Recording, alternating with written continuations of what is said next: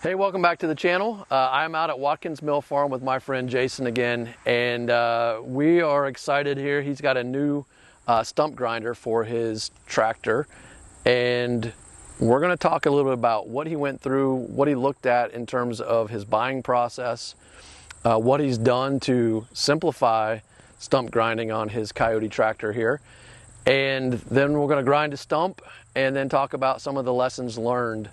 Because you've tackled quite a few stumps so far. Probably a dozen or so stumps so far. Dozen or so stumps, and there's no sign of where they were. He's already cleaned all that up. So to kick things off, Jason, what did you do? What did you look at? What brands did you look at? So when I started looking at this, keep in mind this is a Kioti 26 horse tractor, so I had to factor that in as far as the type. And then the other thing I was looking at was cost. So there's a couple different ways that you can do stump grinding on a tractor of this size. One is a PTO direct, with the flywheel in the back and the teeth, which is this style. The other one is the ones that you see that are where you set the tractor and it pivots back and forth. Very different in cost. Okay. One was in the budget, the other one was not in the budget. Got it. And so what do we got here? So this is a Woodland Mills, and the two brands I ran into the most were the Woodland Mills and the Baumolite, which is, you and I were talking about before. Both have similar styles. Both are rated in the 15 to 40 horsepower tractor range, which is great for what we're doing here. I picked this one because I found a lot more YouTube videos to help me understand how they work, how you set them up, the do's and don'ts of them, comparisons of this versus a pivot type stump grinder. And this style was great, and the fact there was so much YouTube videos on this particular model really helped. It was a little bit less, but it still had really good reviews. Everywhere I looked, it had very good reviews. Gotcha. And I've been very pleased with it so far. So this is the Woodland Mills WG24 Stump Grinder. I assume 24 is the size of the wheel? Is the size of the wheel. So 24-inch wheel? Yes. And you mentioned Baumolite had a similar similar style, similar size. Okay. Price point was a little different. Did they both offer that other one that had the pivot, or I think Baumolite does. Okay. I don't recall if Woodland Mills does. By the time I had zeroed in on the Woodland Mills, it was first style, form factor, yep, and it was going to be this for price, and then it was really looking at the options that were out there. So price-wise, what are you looking for something like this? I think this was about $2,600. $2,600 delivered? Delivered. Okay. Yep. Showed up in a metal crate, packed really well. Yeah. Metal pallet with a metal frame around it. And when it actually showed up, I wasn't home, so my daughter forked it off the semi that backed into the driveway. Nice. So I got pictures of that too. We're all bragging about, oh yeah, there's Becca with the forks. So you've mentioned that before, the 26 horse Kioti here. The whole family uses it and is pretty skilled at it. Yes. That's good. Or most of the family. Most of the family gets on it and uses it. My youngest is the most skilled of the kids because she actually really enjoys it. They say, hey, we're going to go do this. She goes, okay, great. I'll go. What do you want? And I'll tell her, go out back and get whatever attachment. She'll go drop the bucket or whatever, pick up the next attachment, bring it back, and we're in service. So that was driving before she just got her license recently, correct, right? So she was driving this before she got her permit. Right. And then she just got her license, and she does great with it. Nice, nice. So the other style, you mentioned a couple times that price was a factor. What is one of the ones that is on the pivot? What do those run? I was seeing those for about $7,000 to $8,000. Okay. And that was going to be a hard sell. Yeah, at some point. They do make them for this size tractor. Yeah. So you can get them. I did see some videos that were implying that you probably want something up in the 40 range to run those, but I saw specs that said you could do them on the smallers. Just because of cost, I didn't spend a whole lot of time researching it. Now, a buddy of mine, he's got a big old Ford that's a 55 or 60 horse tractor, and he has that style on it. Gotcha. So that thing's a monster, but the tractor itself can accommodate it very well. Right. Yeah, it's not like you're out driving all over with them. Once you park, you're moving, taking out the stump. Correct. One of the advantages of the larger ones is they're going to pivot behind you. You don't necessarily have to turn around and watch them. This one, you got to kind of move the tractor a little bit, right?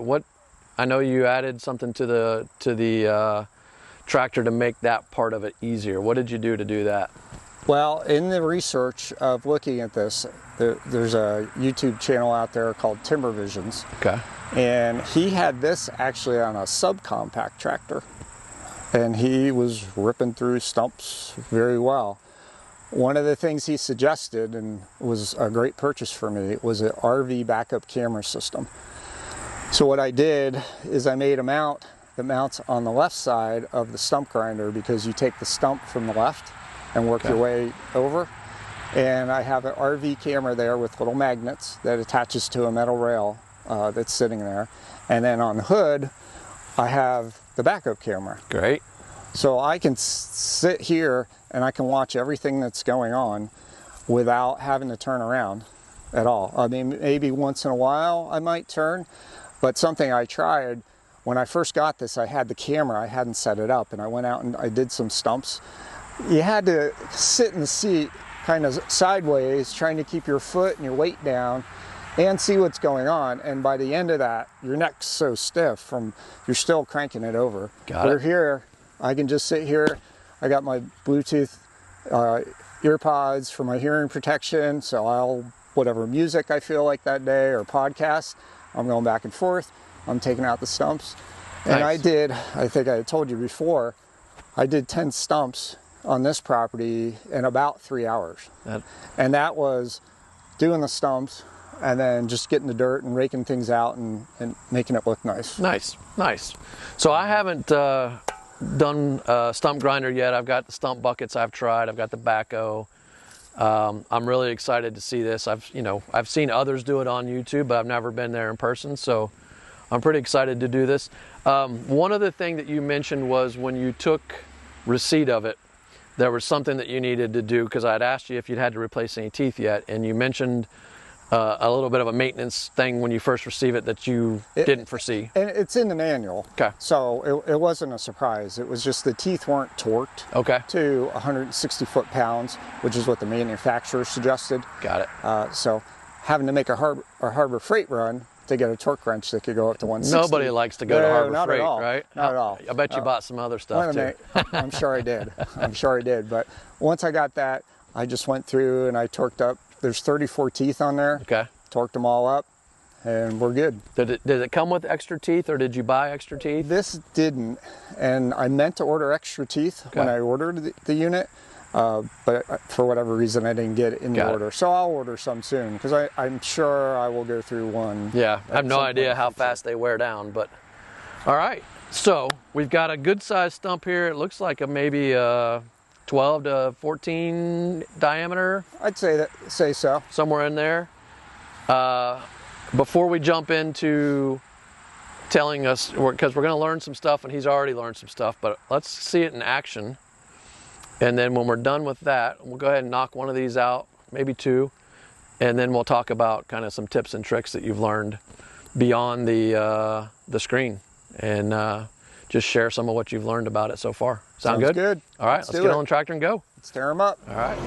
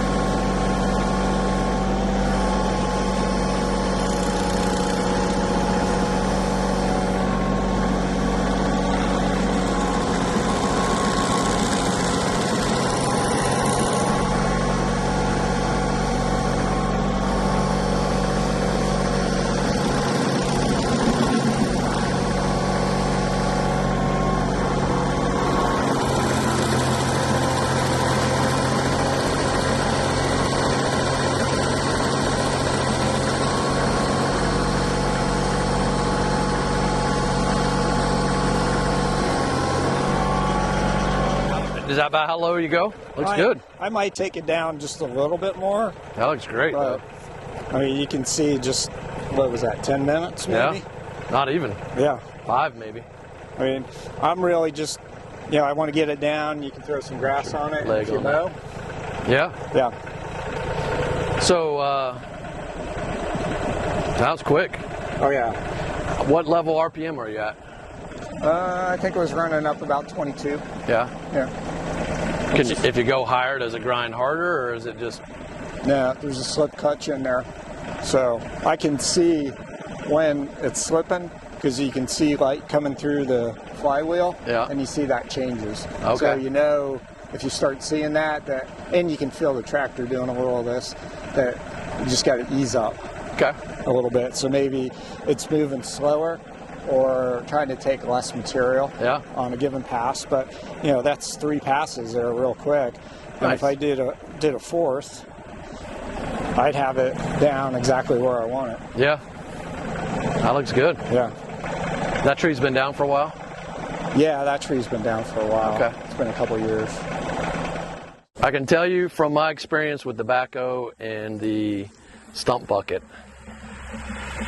there would be a much bigger hole left. Oh, yeah. A lot more to fill back in. And this actually gives you the stump as part of that organic matter to fill back in, which is nice. It does. Other than, you know, the big pieces, I pick those up. Otherwise, rake it back in, and we're good to go. Now, I've had a little one like that. Yeah. 5 minutes, you're done. Yeah. I was going to say, sometimes the little ones like that, if they're old with the stump bucket, it'll just push it and pop it right out. Right. Which is also the same for the backhoe. I've had a couple. I thought I was going to do a comparison between the stump bucket and the backhoe just boop. It was no contest. But I see these guys dig massive holes taking out stuff, and I like that. Don't need to. I mean, comfort of the seat. You can see on the 6 that were back here. Yeah. And that was one Jimmy Buffett album. And you said you were... That's what I got going right now, is Jimmy Buffett. See, I was thinking you were saying Jimi Hendrix. I'm like, man, okay. No, very good. But no, I mean, it's really simple. Once you get the rhythm and you understand the orientation of what you're seeing on the monitor, then you know how to set your depth and how to attack it. Yep. And you can see light coming through the flywheel, so when that picture starts to change, you know, and you feel the tractor shimmy a little bit. Yeah. You know, you're pushing it a little hard, so just back off and really just keep the engine RPMs up. Gotcha. About where were you on the RPMs on there? About 2,200. 2,200. Mm-hmm. And I was asking you earlier, more RPMs, do you get better cutting, or what do you notice there? I haven't played around with that too much. I usually just bring it right up to about 2,200, and it just goes. Yep. And it looks like it's just from behind. It was like, okay, it's just nice and slow, but it's working. I mean, the whole time it's just taking chunks each pass. So. Oh yeah, and the trick is not to try to take the whole stump at one time. Just take it in layers. And that's where I know, like you said, if you get too aggressive, you can feel the shimmy and see a little of the vibration and stuff. So very cool. So I'll take that as some of the lessons learned, as you know, figuring out the RV perspective from the RV camera, figuring out the angle of attack and the speed of attack.